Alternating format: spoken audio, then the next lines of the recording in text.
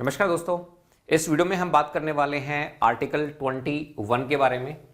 One of the most important article जो fundamental right में mention है, part 3 of constitution of India में mention है। सबसे पहले हम बात करते हैं कि आर्टिकल 21 कहता क्या है। ये बेसिकली में बात करता है प्रोटेक्शन ऑफ लाइफ के बारे में and protection of personal liberty के बारे में, या फिर अगर मैं एक सिंपल लैंग्वेज में कहना चाहूं तो मैं ये कह सकता हूं कि ये हमें बताता है राइट टू लाइफ के बारे में and right to personal liberty. Personal liberty का मतलब होता है पर्सनल फ्रीडम। अब यहां पे लिखा क्या हुआ है, यहां पे लिखा हुआ है no person shall be deprived of his life, पहली बात ऑफ हिज लाइफ और personal liberty except according to procedure established by law. तो यहां पे लिखा हुआ है नो पर्सन। नो पर्सन का मतलब क्या है कि ये सबके लिए अवेलेबल है। सबके लिए अवेलेबल का मतलब क्या है, ये अवेलेबल है सिटीजन के लिए। सर क्या ये नॉन सिटीजन के लिए होगा? यस, ये नॉन सिटीजन के लिए भी होगा। सर क्या ये एलियन के लिए होगा? जी हाँ, ये एलियन के लिए भी होगा। लेकिन जो नॉन सिटीजन है वो आर्टिकल 19 यानी कि अगर मैं बात करूं रिसाइड के बारे में, वो क्लेम नहीं कर सकते कि हमें आप इंडिया में रहने की इजाजत दीजिए, वो अलाउड नहीं है। लेकिन आर्टिकल 21 किसको मिलता है? सभी को, सिटीजन को मिलेगा, नॉन सिटीजन को मिलेगा, एलियन को मिलेगा। अब यहां पे लिखा क्या हुआ है, यहां पे लिखा हुआ है no person shall be deprived of his life और personal liberty except according to procedure established by law. इसका सिंपल सा मतलब यह है कि आपकी पर्सनल लिबर्टी, आपकी लाइफ आपसे छीनी जा सकती है एक लॉ के द्वारा, लेकिन उसमें क्या होना चाहिए? प्रोसीजर होना चाहिए। अब आप बोलोगे कि सर हमें तो समझ में नहीं आया, तो आइए अब इसको हम समझाते हैं with the help of one example. Example लेते हैं। मान लीजिए एक हस्बैंड है और उसकी वाइफ है, ठीक है, हस्बैंड है और वाइफ है। दोनों के बीच में क्या हो गया है? डिस्प्यूट हो गया है। दोनों के बीच में क्या हो गया है? तकरार हो गया। दोनों के बीच में क्या हो गई है? लड़ाई हो गई है। अब ये जो वाइफ है, वाइफ की एलिगेशन ये है कि मेरे जो हस्बैंड है वो शाम को ड्रिंक करते हैं और ड्रिंक करने के बाद डेली मुझे क्या करते हैं? मारते हैं। क्या ये क्राइम है? जी हाँ, मारना पीटना ये क्राइम है। तो ये जो वाइफ है ये कहां पे जाती है? ये जाती है police station, women police station में ये जाती हैं और वहां पर जाने के बाद ये फाइल करती हैं FIR। क्या फाइल करती हैं? FIR। FIR का मतलब है फर्स्ट इंफॉर्मेशन रिपोर्ट। जैसे ये FIR फाइल करेंगी, हस्बैंड का टाइटल बदल जाएगा। अब हस्बैंड क्या बन जाएंगे? हस्बैंड बन जाएंगे एक्यूज्ड। उसके बाद एक्यूज बन गए ये, अब हस्बैंड को क्या कर लिया जाएगा? अरेस्ट कर लिया जाएगा। अब हस्बैंड क्या हो गए? अरेस्ट। और 24 घंटे का टाइम होता है इंक्लूडिंग ट्रेवलिंग टाइम।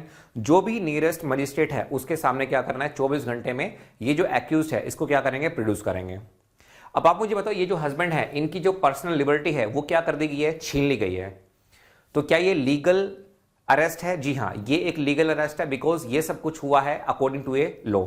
तो यही यहां पे कहने की बात हो रही है कि आपकी जो पर्सनल लिबर्टी है, आपकी जो लाइफ है, वो आपसे छीनी जा सकती है प्रोसीजर एस्टेब्लिश बाय लॉ के द्वारा।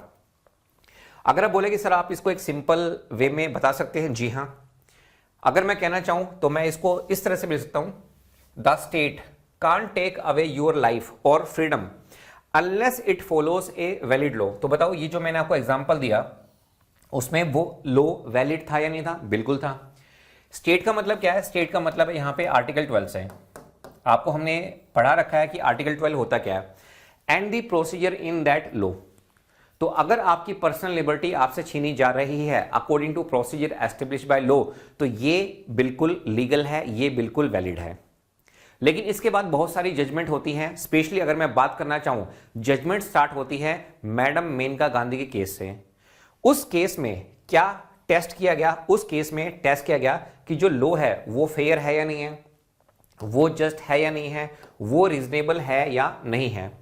यानी कि इसके बाद की ये स्टोरी होती है AK गोपालन में और ये स्टोरी होती है किसमें? मेनका गांधी केस में। तो यानी कि अब सुप्रीम कोर्ट चेक करेगा कि लॉ फेयर है या नहीं है, जस्ट है या नहीं है, या फिर रीजनेबल है या नहीं है। सबसे पहले हम इसके बारे में बात कर लेते हैं कि फेयर का मतलब क्या होता है, जस्ट का मतलब क्या होता है, रीजनेबल का मतलब क्या होता है। एक सिंपल सा एग्जांपल लेते हैं। मान लीजिए पार्लियामेंट ने एक लॉ बना दिया। क्या लॉ बनाया? Any person can be gelled अब यहां पे किसकी बात हो रही है? यहां पे एनी पर्सन की बात हो रही है। Any person can be jailed for 10 year, ठीक है, 10 साल के लिए जेल में डाला जाएगा if he criticise the government. अगर आपने गवर्नमेंट को क्रिटिसाइज कर दिया तो आपको 10 साल के लिए जेल में डाला जाएगा। अब ये लॉ किसने बनाया? ये लॉ बनाया पार्लियामेंट ने। जैसे मान लीजिए बिल इंट्रोड्यूस हुआ कहां पे? लोकसभा में। वहां पर क्या हुआ? डिबेट हुआ, डिस्कशन हुआ, वोटिंग हुई और ये जो बिल है वो लोकसभा में पास हो गया। फिर ये बिल गया राज्यसभा में, डिबेट हुआ, डिस्कशन हुआ, वोटिंग हुई, बिल पास हो गया। अल्टीमेटली आप सभी को पता है कि बिल कहां पे जाता है? प्रेसिडेंट के पास जाएगा। किसके लिए? असेंट। असेंट का मतलब होता है सहमति, और प्रेसिडेंट ने भी अपने सिग्नेचर दे दिए। इसका मतलब अब ये लॉ बन गया है। ये क्या है? एक लीगल लॉ है, ठीक है। अब मुझे बताइए, अब ये लॉ बना दिया, any person can be jailed for 10 years if he criticises the government. सबसे पहले मैं आपसे पूछना चाहता हूं, ये स्टार्ट होता है मैडम मेनका गांधी के केस से। क्या ये फेयर है? ये जो लॉ बनाया है पार्लियामेंट ने, क्या ये फेयर है? नहीं, बिकॉज इट साइलेंसेस डिसेंट। आजादी के बाद कोई भी कंट्री अगर डेमोक्रेटिक है, अगर मैं इंडिया की बात कर रहा हूं, India is a democratic country, तो आपको अपनी बात कहने का अधिकार है। अगर आप सहमत नहीं है फिर भी आप अपनी बात रख सकते हैं। पार्लियामेंट में भी ऐसा होता है। जरूरी थोड़ी ना है कि जो बिल रूलिंग पार्टी इंट्रोड्यूस कर रही है ऑपोजिशन पार्टी भी उसका समर्थन करे। ऐसा बहुत कम देखने को मिलता है। यूजुअली आप देखेंगे जो इंपॉर्टेंट मुद्दे होते हैं उसमें तो क्या रहता है? ऑपोजिशन पार्टी फेवर में वोट करती है, अदरवाइज वो फेवर में ऑपोजिशन पार्टी वोट नहीं करती है। तो डिसेंट तो अलाउड है। इवन अगर आपने महात्मा गांधी साहब के बारे में पढ़ा होगा तो महात्मा गांधी जी को भी बहुत बार अरेस्ट किया गया। उनको सेडिशन के चार्ज में अरेस्ट किया गया। अंग्रेजों ने उनको अरेस्ट किया। क्यों? क्योंकि उन्होंने कहा था अंग्रेजों भारत छोड़ो। तो अंग्रेज कहते थे कि साहब आप हर बार ये क्यों बोलते हैं कि अंग्रेजों भारत छोड़ो, भारत छोड़ो। तो महात्मा गांधी साहब ने कहा कि भाई मेरे पास इसके अलावा कोई चारा है ही नहीं, बिकॉज मेरे पास वोटिंग राइट ही नहीं है। इंडियंस के पास वोटिंग राइट थे ही नहीं, तो मैं क्या करूंगा? मैं तो भाई आपका विरोध ही करूंगा। लेकिन अब आपके पास क्या है? अब आपके पास वोटिंग राइट्स भी हैं और डेमोक्रेटिक कंट्री है इंडिया, तो आपको अधिकार है डिसेंट का। इवन सुप्रीम कोर्ट के जज जब कभी भी जजमेंट देते हैं, चाहे वो 3 जज की बेंच हो, 2 की हो, 5 की हो, 7 की हो, तो उसमें भी आपको डिसेंटिंग जजमेंट देखने को मिलती है कि कुछ जज सहमत होते हैं, कुछ जज सहमत नहीं होते हैं। तो क्या ये फेयर है? बिल्कुल भी नहीं है। Is it just? क्या ये जस्ट है? No, because it violates freedom of speech. ये भी एक फंडामेंटल राइट है। फ्रीडम ऑफ जो स्पीच है वो वायलेट हो रहा है। क्या ये रीजनेबल है? बिल्कुल भी नहीं। 10 साल कहां से? आपकी जिंदगी के बेहतरीन 10 साल आपके जेल में जाएंगे। क्यों जाएंगे? क्योंकि आपने क्या किया है? आपने क्रिटिसाइज किया है। तो ये चीजें कहां पे चेक होती हैं? फेयर, जस्ट और रीजनेबल, ये सब चीजें चेक हुई हैं मैडम मेनका गांधी के केस में, या उसके बाद जितनी भी जजमेंट आई हैं, या आज की डेट में भी अगर कोई जजमेंट है तो वहां पे ये चेक होती हैं। इसी को हम बोलते हैं ड्यू प्रोसेस ऑफ लॉ, यानी कि हम देखेंगे कि जो लॉ है वो फेयर, जस्ट और रीजनेबल है या नहीं है। अब देखिए, अब कहानी स्टार्ट होती है ए के गोपालन साहब से। अब ये फ्रीडम फाइटर थे, भारत की आजादी में इनका भी योगदान था, क्रांतिकारी थे ये। लेकिन जैसे ही भारत आजाद हुआ इन्होंने ज्वाइन कर ली कम्युनिस्ट पार्टी, और ये हमेशा सरकार के विरोध में प्रदर्शन करते रहते थे। अब सरकार इनसे बहुत परेशान थी। अब 3 साल इनको जेल में डाला। अब उसके बाद एक लॉ बना दिया, उसको बोलते हैं प्रिवेंटिव डिटेंशन एक्ट। ये एक लॉ बना दिया गया। किसने बनाया? उस समय की जो सरकार थी, कांग्रेस की सरकार। और आपको पता है कि जो उस समय के गृह मंत्री थे वो कौन थे? वो पटेल साहब थे। पटेल साहब ने सोचा, बहुत दिनों तक वो सोचते रहे कि भाई मैं इस लॉ को इंट्रोड्यूस ना ही करूं पार्लियामेंट में, लेकिन उनको करना पड़ा क्योंकि आजादी के बाद ये देखने को मिल रहा था कि बहुत क्षेत्रवाद बहुत ज्यादा बढ़ गया था, बहुत सारी प्रॉब्लम धीरे धीरे बढ़ रही थी। तो उन्होंने क्या किया? उन्होंने इस बिल को इंट्रोड्यूस किया, ये पास हो गया। जैसे ही ये पास हुआ कुछ ही दिनों के अंदर ए के गोपालन साहब को अरेस्ट कर लिया। अब प्रिवेंटिव डिटेंशन में होता क्या है कि बिना क्राइम किए, सर बिना क्राइम किए आपको अरेस्ट किया जा सकता है। और रीजन हम क्या देंगे? रीजन हम देंगे prejudicial to public order, यानी कि थ्रेट है। क्या थ्रेट है? पब्लिक ऑर्डर को आप डिस्टर्ब कर सकते हैं। सबसे पहले मैं आपको यह बताता हूं कि पब्लिक ऑर्डर का मतलब क्या होता है। पब्लिक ऑर्डर का मतलब होता है peace, safety and normal functioning of society. यानी कि अगर आप सोसाइटी में रह रहे हैं, समाज में रह रहे हैं, तो क्या इंपॉर्टेंट है? पब्लिक ऑर्डर, मतलब पीस, सेफ्टी, या जो भी सोसाइटी है वो प्रॉपरली क्या करती रहे, फंक्शन करती रहे। अब prejudicial to public order का मतलब क्या हुआ कि अब ये सारी चीजें डिस्टर्ब हो जाएंगी। क्या? पीस, सेफ्टी और नॉर्मल लाइफ ऑफ पीपल, अब ये क्या हो रही है? ये हो रही है डिस्टर्ब।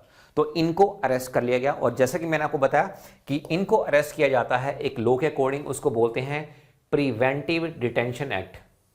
जैसे ही ये लॉ बन गया, बिल इंट्रोड्यूस हुआ था, आपको पता था कि जो कॉन्स्टिट्यूट असेंबली थी वो एज इट इज किस में कन्वर्ट हो गई थी? आपकी संसद में कन्वर्ट हो गई थी, और पार्लियामेंट में ये बिल इंट्रोड्यूस होता है, पास हो जाता है, और उसके बाद जैसे कि आपको पता है कि इसमें जो अरेस्ट होता है वो होता है प्रिवेंटिव, मतलब बिना क्राइम किए इनको क्या कर लिया जाता है? अरेस्ट कर लिया जाता है। अब इनके जो एडवोकेट होते हैं वो चले जाते हैं कहां पे? सुप्रीम कोर्ट में। अब सुप्रीम कोर्ट भी बन गया था, आजादी से पहले फेडरल कोर्ट हुआ करता था, उसी को हमने क्या बना दिया? सुप्रीम कोर्ट बना दिया। अब यहां पे आर्गुमेंट ये दिया जाता है कि मेरा जो आर्टिकल 19 सब क्लोज 1 सब क्लोज डी है, गोपालन साहब ने कहा कि right to move freely throughout India, ये फंडामेंटल राइट मेरा वायलेट हो रहा है। दूसरी बात, freedom of speech and expression, article 19 sub close 1 सब क्लोज ए, ये भी मेरा वायलेट हो रहा है। पर्सनल लिबर्टी मेरे से छीन ली गई है, आर्टिकल 21 का वायलेशन हो रहा है। आपने मुझे अरेस्ट कर लिया है, प्रिवेंटिव अरेस्ट मुझे किया है, जो कि आर्बिट्री है, आपने मुझे कुछ सेफ गार्ड भी नहीं दिए हैं। तो ये जो मेरे फंडामेंटल राइट्स हैं, इनका क्या हो रहा है? वायलेशन हो रहा है। तो सुप्रीम कोर्ट इस केस में क्या कहता है? सुप्रीम कोर्ट कहता है कि अब आपका जो अरेस्ट है वो अरेस्ट एक लीगल अरेस्ट है, क्योंकि ये आपका जो अरेस्ट हुआ है वो एक वैलिड लॉ के अकॉर्डिंग हुआ है। अगर हम आर्टिकल 22 को अगर हम देखें तो वहां पे जब आप जाएंगे आर्टिकल 22 में सब क्लोज 4 से लेकर 7 के बीच में जाएंगे तो उसमें सब कुछ लिखा हुआ है कि अगर ऐसा लगता है, सरकार को ऐसा लगता है, एग्जीक्यूटिव को ऐसा लगता है कि आप पब्लिक ऑर्डर को डिस्टर्ब कर सकते हैं, तो आपको अरेस्ट किया जा सकता है। Prejudicial to public order, या फिर अगर मैं ये कहूं कि आप अगर क्या करते हैं, you are disturbing the public order, आप पब्लिक ऑर्डर को क्या करते हैं? डिस्टर्ब करते हैं, तो आपको क्या किया जाएगा? अरेस्ट किया जाएगा। दूसरी बात, सुप्रीम कोर्ट ने यह भी कहा कि अगर आप आर्टिकल 21 के वायलेशन के लिए सुप्रीम कोर्ट में आ रहे हैं तो फिर यह मत कहो कि मेरा आर्टिकल 19 भी जो है वायलेट हो रहा है। आर्टिकल 19 के लिए अगर जाना है तो उसके लिए अलग पिटीशन फाइल करो, 21 के लिए अलग करो। तो उन्होंने कहा कि ये अलग अलग है भाई। सुप्रीम कोर्ट कह रहा है आर्टिकल 14 अलग है, आर्टिकल 19 अलग है, आर्टिकल 21 अलग है, तो 21 को आप आर्टिकल 19 के साथ मत जोड़ो। तो सुप्रीम कोर्ट ने बोला कि भाई आपका जो अरेस्ट है वो बिल्कुल लीगल अरेस्ट है, क्योंकि ये क्या हुआ है? ये लॉ के अकॉर्डिंग हुआ है। गोपालन साहब के एडवोकेट ने बोला कि सर आप इसको एक्सप्लेन करो। तो सुप्रीम कोर्ट कहता है कि अगर आप आर्टिकल 21 को पढ़ेंगे तो उसमें क्या लिखा हुआ है? उसमें लिखा हुआ है no person shall be deprived of his life और personal liberty except according to procedure established by law. अब ये क्या है? ये एक दोस्तों इंग्लिश कॉन्सेप्ट है। क्या है ये? ब्रिटिश कॉन्सेप्ट है। अगर आपको याद हो मैग्ना कार्टा जब मैंने आपको पढ़ाया था तो वहीं से धीरे धीरे शुरुआत होती है। इंग्लैंड में क्या है? इंग्लैंड में जुडिशरी सुप्रीम है। अब हालांकि जब आर्टिकल 21 को लिखा गया था तो वहां पे ड्यू प्रोसेस ऑफ लॉ के बारे में भी डिस्कशन हुआ था, लेकिन फाइनल ड्राफ्ट में वो नहीं आया था। तो अगर आप देखेंगे तो इसका जो ओरिजिन है वो कहां से है? ओरिजिन है इंग्लिश कॉन्सेप्ट से। लेकिन अगर आप देखेंगे तो हमने कॉपी कहां से किया, हमने बोरो कहां से किया है? वो जापानीज कॉन्स्टिट्यूशन से किया है। जापानीज कॉन्स्टिट्यूशन में जो आर्टिकल 31 है वो यही है एग्जैक्टली जो हमारा आर्टिकल 21 है। लेकिन अगर मैं इसके ओरिजिन की बात करता हूं तो ओरिजिन कहां से आता है? इंग्लिश, ब्रिटिश कॉन्सेप्ट है ये। अब सुप्रीम कोर्ट ये कह रहा है कि भाई मैं यहां पे 3 टेस्ट करने वाला हूं।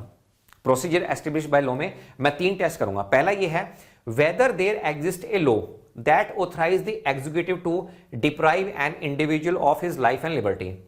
क्या यहां पे एक लॉ एग्जिस्ट करता है या नहीं? जी हां, बिल्कुल करता है, लॉ एग्जिस्ट करता है। तो एग्जीक्यूटिव जो है, पुलिस जो है, वो आपको अरेस्ट कर सकती है, क्योंकि जो प्रिवेंटिव डिटेंशन एक्ट है, जो प्रिवेंटिव डिटेंशन लॉ है, वो एक लीगल लॉ है और उसके अकॉर्डिंग आपको अरेस्ट किया जा सकता है। पहला पॉइंट ये बिल्कुल सही है। दूसरा ये है whether the legislature that enacted the law in question had the competence to enact such law. मतलब अब ये जो बिल है, प्रिवेंटिव डिटेंशन जो एक्ट है, जो बाद में लॉ बन गया, इंट्रोड्यूस होता है एज ए बिल, बाद में वही बन जाता है एक्ट और लॉ। तो भाई उसके पास तो पावर है, कॉम्पिटेंट अथॉरिटी वही है, वही बना सकती है। तो जो सेकंड है ये भी सही हो गया। और थर्ड है whether the legislature while enacting the law had followed the prescribed procedure. जी हां, ये तीनों चीजें फॉलो हुई हैं जब ए.के. गोपालन साहब को अरेस्ट किया गया है, इसलिए ये अरेस्ट क्या है, लीगल है। तो सुप्रीम कोर्ट कहता है भाई मैं टेस्ट में ये तीन चीजें चेक करूंगा और ये तीनों चीजें आपके इस केस में क्या है, बिल्कुल सही है, वैलिड है। आपका जो अरेस्ट है वो भी वैलिड है, बिकॉज वो एक legal procedure establish by law के अकॉर्डिंग हुआ है। तो कहने का मतलब ये है, इस केस में सुप्रीम कोर्ट ने एक नैरो इंटरप्रिटेशन दी। मतलब उन्होंने कहा कि भाई हमारे पास, जुडिशरी के पास इतनी पावर नहीं है, मतलब हम ड्यू प्रोसेस ऑफ लॉ को चेक कर ही नहीं सकते। हम ये नहीं चेक कर सकते कि जो लॉ सरकार ने बनाया है वो जस्ट, फेयर और रीजनेबल है या नहीं है, ये हमारे दायरे में नहीं है, क्योंकि हमें सिर्फ चेक करना है प्रोसीजर एस्टेब्लिश बाय लॉ। और आपका जो डिटेंशन है, ए.के. गोपालन साहब का जो डिटेंशन है वो बिल्कुल क्या है, वैलिड है। लेकिन इसके बाद 1978 में एक केस होता है, Maneka Gandhi versus union of India. अब इसमें जो सुप्रीम कोर्ट है वो अपनी बात को पलट देता है, बदल देता है और आर्टिकल 21 की वो एक बहुत ही वाइड इंटरप्रिटेशन देता है। और आज की डेट में भी आर्टिकल जो 21 है वो सबसे ज्यादा ऑर्गेनिक और सबसे ज्यादा एक्सपेंड होने वाला आर्टिकल है। और इवन अब सुप्रीम कोर्ट इस केस में यह भी कहता है कि जो आर्टिकल 14, 19 और 21 है ये इंटरलिंक है और ये क्या करते हैं, ये गोल्डन ट्रायंगल बनाते हैं। अब देखो, अब यहां पे 3 टेस्ट किए जाएंगे।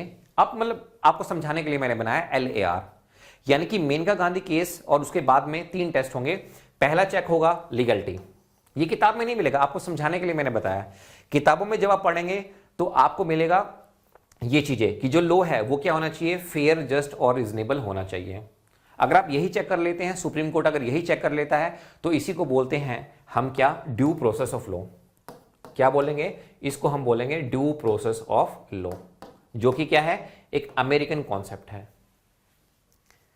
अब देखिए, अब कहानी स्टार्ट होती है मैडम इंदिरा गांधी के साथ। आप बोलेंगे साहब ये तो मैडम मेनका गांधी है, बात सही है। आपको पता होगा मैडम इंदिरा गांधी ने नेशनल इमरजेंसी इंपोज की थी। अब आपके माइंड में एक और डाउट होगा कि sir madam Indira Gandhi national emergency कैसे इंपोज कर सकती हैं? इमरजेंसी जो प्रोक्लेमेशन होता है उसमें तो प्रेसिडेंट के सिग्नेचर होते हैं। जी हां, but president is bound by aid and advice of UCOM headed by prime minister. तो ये कहा जाता है कि मैडम इंदिरा गांधी उस समय पे पीएम थी, तो मैडम इंदिरा गांधी ने इमरजेंसी लगा दी, ये ऐसा कहा जाता है। बट लीगली जब आप एग्जाम में देखेंगे तो आपको क्या मिलेगा, कौन साइन करता है, वहां पे प्रेसिडेंट साइन करता है। अब मैडम ने लगा दी इमरजेंसी, इमरजेंसी हटती है 77 में, और जैसी इमरजेंसी हटती है इलेक्शन होते हैं, और इलेक्शन होने के बाद जनता पार्टी की सरकार बन जाती है। अब उनको हिसाब बराबर करना था। अब जो मैडम मेनका गांधी है, अब इनका जो पासपोर्ट है वो सीज कर लिया जाता है। इनके पास एक लेटर आता है कि मैडम एक केस में हमें आपकी प्रेजेंस की जरूरत है और आप एक काम करो, आप अपना पासपोर्ट हमें दे दो, हम उसको सीज करना चाहते हैं।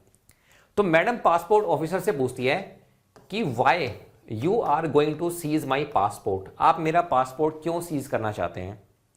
तो पासपोर्ट ऑफिसर कहता है कि मैडम वाई छोड़ो, हम आपको बताते हैं हाउ, हम कैसे आपका पासपोर्ट सीज करेंगे।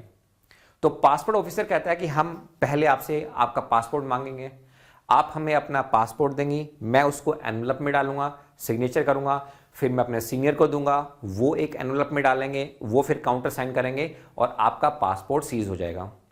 तो मैडम कहती हैं कि आपको मुझे ये बताना है कि आप क्यों कर रहे हैं, आप हाउ बता रहे हैं, मैं इसमें इंटरेस्टेड नहीं हूं, मैं इंटरेस्टेड हूं वाई में। तो पासपोर्ट ऑफिसर कहते हैं कि हम मैडम नहीं बता सकते हैं।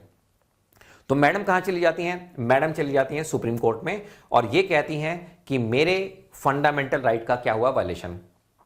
आपको पता है जब कभी भी फंडामेंटल राइट वायलेट होते हैं तो आपके पास 2 रास्ते हैं।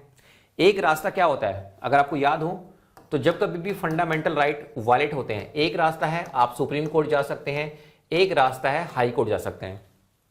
इनफैक्ट अगर आपके लीगल राइट वायलेट्स होते हैं तब भी आप हाई कोर्ट जा सकते हैं। आर्टिकल क्या है हाई कोर्ट के लिए, आप जा सकते हैं डायरेक्टली अंडर 226, और आर्टिकल 32 में आप कहां जा सकते हैं, डायरेक्टली सुप्रीम कोर्ट जा सकते हैं। अब मैडम ने कहा सुप्रीम कोर्ट को कि राइट टू ट्रेवल अब्रोड, मैं अब्रोड जाना चाहती हूं, इन्होंने मेरा पासपोर्ट सीज कर लिया है और ये क्या है, ये पार्ट ऑफ पर्सनल लिबर्टी है, आर्टिकल 21 है, मेरा आर्टिकल 21 वैलिड हो रहा है। दूसरी बात, अब ये जो प्रोसीजर है, ये प्रोसीजर क्या है, आर्बिट्रेरी है, मतलब ये आर्टिकल 14, 19 को क्या कर रहा है, वैलिड कर रहा है। मैडम के एडवोकेट ने यह भी कहा कि जो प्रोसीजर एस्टेब्लिश बाय लॉ है ये फेयर होना चाहिए, जस्ट होना चाहिए और क्या होना चाहिए, रीजनेबल होना चाहिए। अब सुप्रीम कोर्ट में दो पार्टी हैं, एक पार्टी है स्टेट, और स्टेट में कौन है, पासपोर्ट अधिकारी हैं, और एक साइड है मैडम मेनका गांधी और उनके एडवोकेट। सुप्रीम कोर्ट पूछता है पासपोर्ट वालों से कि आप मुझे बताओ कि आपने मैडम इंदिरा गांधी का पासपोर्ट क्यों सीज किया। तो उन्होंने कहा कि सर हम नहीं बता सकते, क्योंकि मैडम का जो पासपोर्ट सीज हुआ है वो पासपोर्ट हमने सीज किया है अकॉर्डिंग टू वन एक्ट, उसको बोलते हैं पासपोर्ट एक्ट। क्या बोलते हैं, पासपोर्ट एक्ट। अब उसमें वाई लिखा ही नहीं हुआ, तो हम आपको बताएंगे कैसे।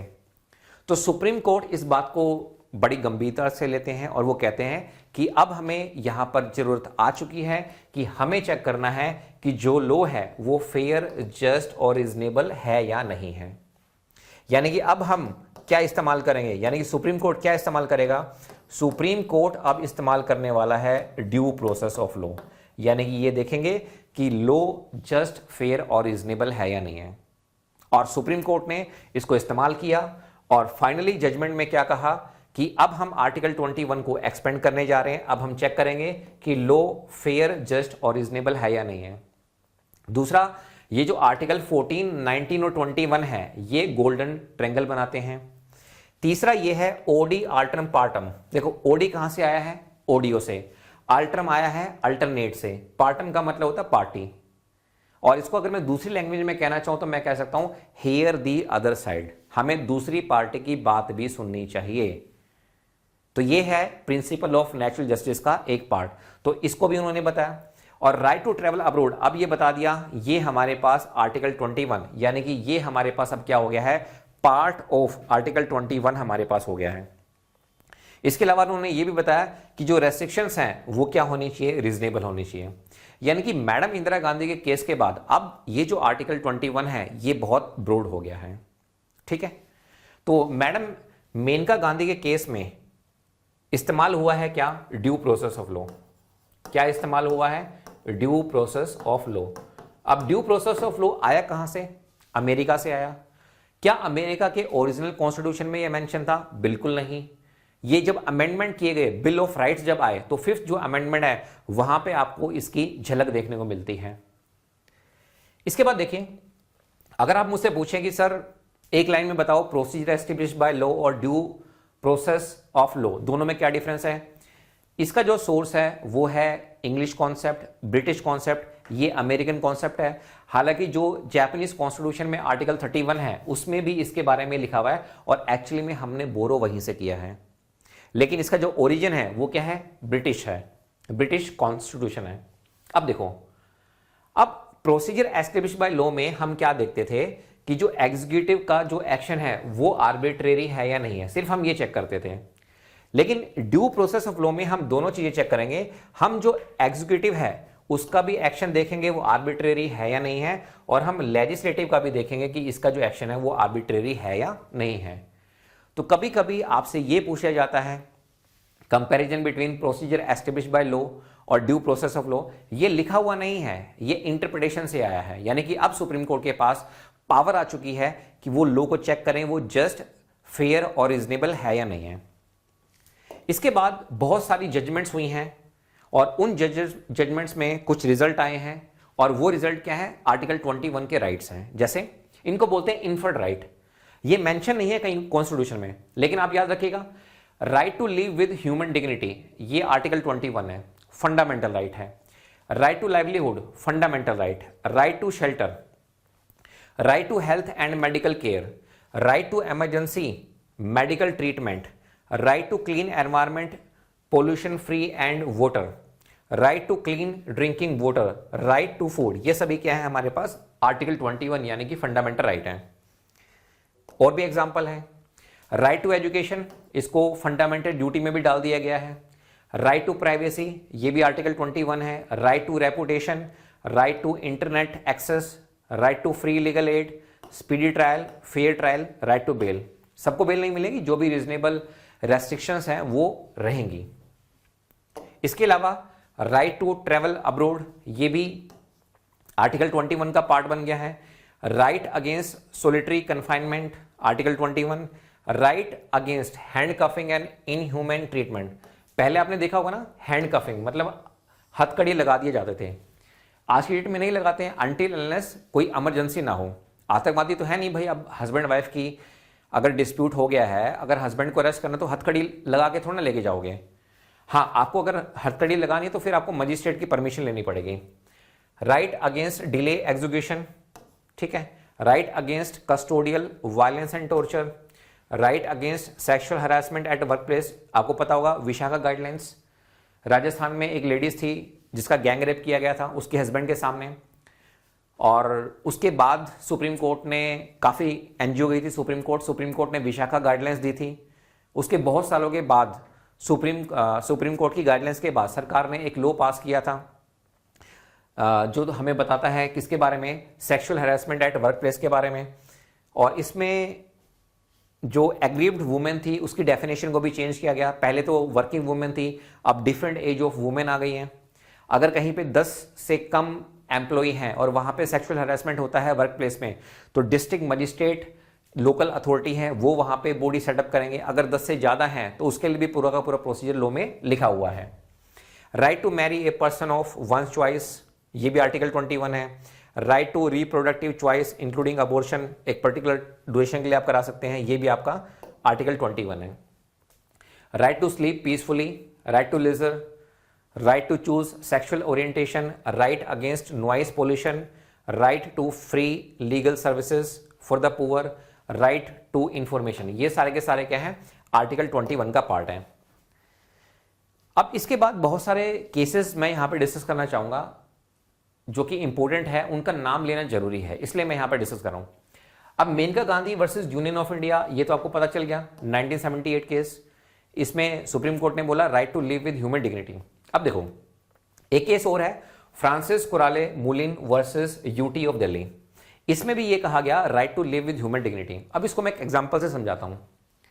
मान लीजिए एक लड़की है, उसकी शादी हो गई, अब वो इन लॉज के घर में चली गई। अब वो जो खाना खाना चाहती है उसके इन लॉज देते नहीं है, वो जो कपड़े पहनना चाहती है उसके इन लॉज नहीं पहनने देते हैं, वो अपने मेल फ्रेंड से बात करना चाहती है उसके इन लॉज बात नहीं करने देते हैं। सो आप मुझे बताइए, डज शी अलाइव? यस, वो जिंदा है, but does she have life? No, उसके पास लाइफ नहीं है। Because what is life? Life is nothing but living with choice and dignity. तो सुप्रीम कोर्ट बोलता है जिंदा रहना ही जरूरी नहीं है, हम एनिमल एग्जिस्टेंस की तरह हम नहीं जी सकते, हमारी जो लाइफ है वो डिग्निफाइड होनी चाहिए। तो ये जो हमारे पास केसेस हैं ये हमें किसके बारे में बताते हैं? Right to live with human dignity के बारे में। अब चलते हैं बॉम्बे। बॉम्बे में, अच्छा ये जो केस है ना, इसको हम इसके नाम से भी जानते हैं। इसका जो दूसरा नाम है वो है पेमेंट ड्वेलर। अब देखो पेमेंट ड्वेलर क्या होते हैं, आपने देखा होगा मुंबई में रहने की जगह तो है नहीं, तो वहां के लोग क्या करते हैं, सड़कों के साथ साथ क्या कर लेते हैं, एनक्रोचमेंट कर लेते हैं, वहीं पे पटड़ी पे ही सामान बेचना स्टार्ट कर देते हैं। अब जो बॉम्बे म्युनिसिपल कॉरपोरेशन है, एक दिन उन्होंने क्या किया, एक दिन उन्होंने उनकी जितनी भी कार्ड थी, रेडिया थी, सबको हटा दिया। मैटर चला गया सुप्रीम कोर्ट में। सुप्रीम कोर्ट कहता है कि भाई आपने तो इनका राइट टू लाइवलीहुड छीन लिया, बिकॉज आपने क्या किया, एनक्रोचमेंट किया है।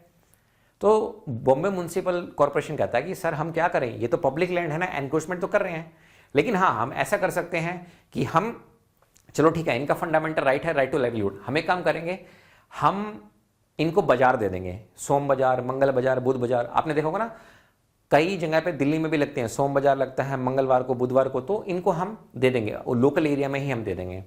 तो सुप्रीम कोर्ट ने इस केस में क्या कहा कि जो राइट टू लाइवलीहुड है ये किसका पार्ट है, आर्टिकल 21 का पार्ट है। देखो अभी तक हम किसके बारे में बात कर रहे थे, राइट टू लाइफ के बारे में बात कर रहे थे, और अब हम बात करते हैं राइट टू डाई के बारे में। एक स्टाफ नर्स होती है, उनका नाम होता है अरुणा शानबाग। ये एक बहुत ही फेमस हॉस्पिटल है KEM मुंबई में, वहां पे ये स्टाफ नर्स थी, इनका सेक्सुअल असोल्ट हो जाता है, और जो वार्ड बॉय होता है वो ये सोचता है कि अब ये मतलब मर गई है, मतलब ये डेथ हो गई इनकी, लेकिन लकली ये बच जाती हैं। बच क्या जाती हैं, ये कोमा में चली जाती हैं। KEM हॉस्पिटल में फर्स्ट टाइम हिस्ट्री में ऐसा होता है कि जो भी स्टाफ नर्स आती है वो इनको अपने फैमिली मेंबर की तरह ट्रीट करती हैं। इनके लिए एक बेड रिजर्व कर दिया जाता है, इनका बर्थडे सेलिब्रेशन हो रहा है, सब कुछ सेलिब्रेशन हो रहा है, लेकिन ये कोमा में रहते हैं बहुत सालों तक। अब इनके दोस्त एक पेटिशन लेके जाते हैं मुंबई या बॉम्बे हाई कोर्ट बोल दो, वहां पे लेके जाते हैं, राइट टू डाई मतलब यूथेनेसिया, क्या हम इनको किल कर सकते हैं? तो हाई कोर्ट कहता है यार दुनिया तो आती है यहाँ पे राइट टू लाइफ मांगने के लिए, आप राइट टू डाई मांगने आ रहे हो, अब ऐसा कोई लो तो है नहीं। तो ये होते होते मुद्दा चला जाता है कहां पे, सुप्रीम कोर्ट में। अब सुप्रीम कोर्ट में कॉन्स्टिट्यूशनल बेंच बैठती है और सुप्रीम कोर्ट ये कहते हैं कि चलो ठीक है, हम एक काम करते हैं, हम कुछ ना कुछ जजमेंट तो देंगे। देखो दो तरह के यूथेनेसिया होते हैं, एक होता है एक्टिव यूथेनेसिया, एक होता है पैसिव। एक्टिव यूथेनेसिया में कुछ किया जाता है इंसान को मारने के लिए, जैसे इंजेक्शन दे दिया या कुछ टैबलेट दे दी, इंसान मर जाएगा, उसको बोलते हैं एक्टिव यूथेनेसिया। पैसिव यूथेनेसिया में हमें कुछ करना नहीं है, जो भी इंसान जिंदा है उसके लिए जो मेडिकल सपोर्ट है उसको आप हटा दो। अगर किसी पे ऑक्सीजन लग रही है तो सिलेंडर को रिफिल करो ही मत, वो हो गया पैसिव यूथेनेसिया। अब एक होता है वॉलंटरी परमिशन होती है, वॉलंटरी यूथेनेसिया। वॉलंटरी यूथेनेसिया का मतलब क्या है कि आपसे परमिशन ली जाएगी। एक है नॉन वॉलंटरी, मतलब आप कोमा में है तो आपकी परमिशन नहीं ली जाएगी। अब सुप्रीम कोर्ट ये कहता है कि भाई हम एक काम करते हैं, वॉलंटरी पैसिव यूथेनेसिया को हम अलाउड कर देते हैं, लेकिन जो नॉन वॉलंटरी है उसके लिए क्या करना पड़ेगा, आपको चाहिए कोर्ट की ऑर्डर, और उसके साथ साथ आपको 3 डॉक्टर की जो है रिकमेंडेशन चाहिए। अब 3 डॉक्टर कौन होंगे, एक होगा साइकियाट्रिस्ट होगा, एक न्यूरोलॉजिस्ट होगा, और एक होगा जो नॉर्मल आपका MD डॉक्टर होता है, फिजिशियन, वो होगा। इसके अलावा बोनाफाइड मतलब परमिशन भी चाहिए, किसकी, जो फैमिली मेंबर है उनकी भी परमिशन चाहिए। तो एक्टिव यूथेनेसिया तो हम किसी भी हालत में अलाउ करेंगे नहीं, क्योंकि इंडिया में कोई भी कानून है नहीं।